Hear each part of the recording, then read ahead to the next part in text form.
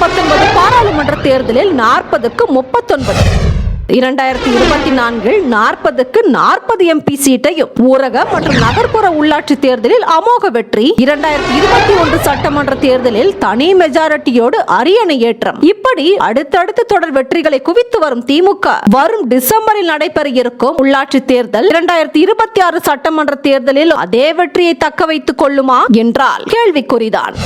2021 ஆட்சியை பிடிக்க 2019 பிரசாந்த் கிஷோரின் ஐபாக்குடன் கைகோர்த்ததை போல 2026 தனது ஆட்சியை தக்க வைக்க இப்போதே தயாராகிவிட்டார் மு.க. ஸ்டாலின். அதன் துவக்கம்தான் முதன்மை செயலாளர் அமைச்சர் கே.என். நேரு தலைமையில் அமைப்பு செயலாளர் ஆர்.எஸ். பாரதி, அமைச்சர்கள் ஏவா வேலு, தங்கம் தென்னரசு, அமைச்சர் மற்றும் இளைஞரணி செயலாளர் உதயநிதி ஸ்டாலின் ஆகியோர் தலைமையில் 5 பேர் கொண்ட ஒருங்கிணைப்பு குழு. இந்த குழு பல்வேறு விஷயங்களை கையில் எடுத்து அதிரடியாக சாட்டையை சுற்று என சுற்ற போகிறதாம். இதற்கான முன்னோட்டம் தான் 234 தொகுதியின் பார்வையாளர்களை உதயநிதியின் குறிஞ்சி இல்லத்துக்கு அழைத்து தடபுடல் விருந்து வைத்து தகுந்த டானிக்கும் கொடுத்து அனுப்பி உள்ளதாம். தமிழ்நாட்டில் சட்டசபை தேர்தலுக்கு இன்னும் 20 மாதங்கள் இருக்கும் நிலையில் கடந்த நாடாளுமன்ற தேர்தலில் திமுக கூட்டணி 221 சட்டமன்ற தொகுதிகளிலும் வெற்றி வாகை சூடும் அளவுக்கு பெற்ற வாக்குகள் 2026 சட்டமன்ற தேர்தலிலும் கிடைக்குமா? வரும், ஆனா வராது என்றால் நிச்சயம் வாய்ப்பு குறைவு என திமுக மேலிடத்துக்கு ரிப்போர்ட்டுகள் சென்றதாக கூறப்படுகிறது. என்னடா சொல்ற? என்னால நம்ப முடியலையே.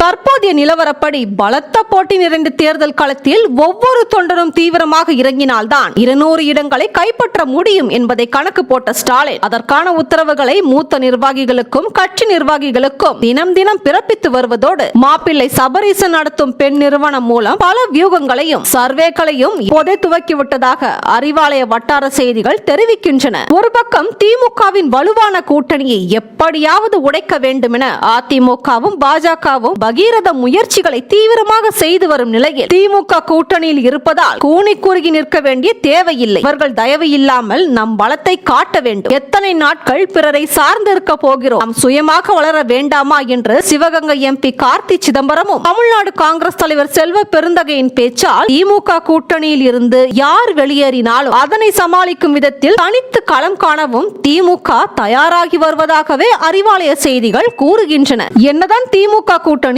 பலம் வாய்ந்ததாக இருந்தாலும் நடிகர் விஜயின் திட்டமிட்ட வருகை திமுகவிற்கு ஒரு அச்சத்தை ஏற்படுத்த தவறவில்லை. கள்ளக்குறிச்சி கள்ளச்சாராய மரணங்கள், ஆம்ஸ்ட்ராங் படுகொலை, நீட் விவகாரம், வயநாடு நிலச்சரிவு என்று அடுத்தடுத்த சமூக பிரச்சனைகளுக்கு தனது அறிக்கையின் மூலம் வாய்ஸ் கொடுக்கும் தமிழக வெற்றி கழக தலைவர் விஜயின் அரசியல் பிரவேசம் திமுகவிற்கு மிகப்பெரிய சவாலாக இருக்கும் என்பதில் மாற்று கருத்தில்லை. அதே சமயம் விஜய் தனித்து போட்டியிடுவாரா அல்லது நாம் தமிழர் சீமானோடு இணைவாரா அல்லது அதிமுக சீமானோடு இணைந்து போட்டியிடுவாரா என பல்வேறு வியூகங்கள் நிலவி வந்தாலும் திருச்சி அல்லது மதுரையில் நடத்த உள்ள தமிழக வெற்றி கழகத்தின் முதல் பிரம்மாண்டமான அரசியல் மண்டல மாநாட்டுக்கு பிறகே தெரிய வரும் என்கிறார்கள் அரசியல் பார்வையாளர்கள். 2026 சட்டசபை தேர்தலுக்கு முன்பாகவே ஊரக உள்ளாட்சிக்கான தேர்தலை நடத்தும் திட்டம் முதலமைச்சர் ஸ்டாலினிடம் உள்ளதாம். ஆனால் சீனியர்களுக்கு விருப்பம் இல்லையாம். இந்நிலையில் தமிழக முதல்வரின் நேரடி பார்வையில் பல்வேறு முக்கிய அதிகாரிகள், ஆட்சியர்கள்,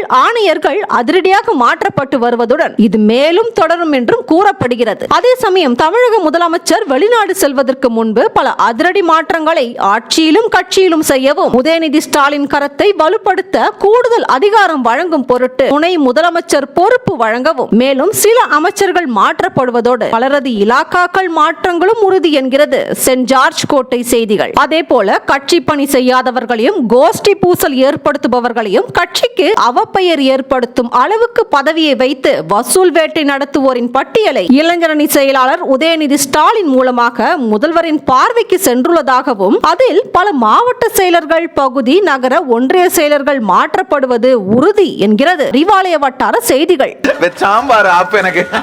எது எப்படியோ 2026 தேர்தல் களம் திமுகவிற்கு மிகுந்த சவாலான களமாக அமைய இருப்பதால் அதற்கு தக்கபடி களையெடுப்பும் புதுரத்தம் பாய்ச்சுவதும் அவசியம் என்பதே நிதர்சனம்.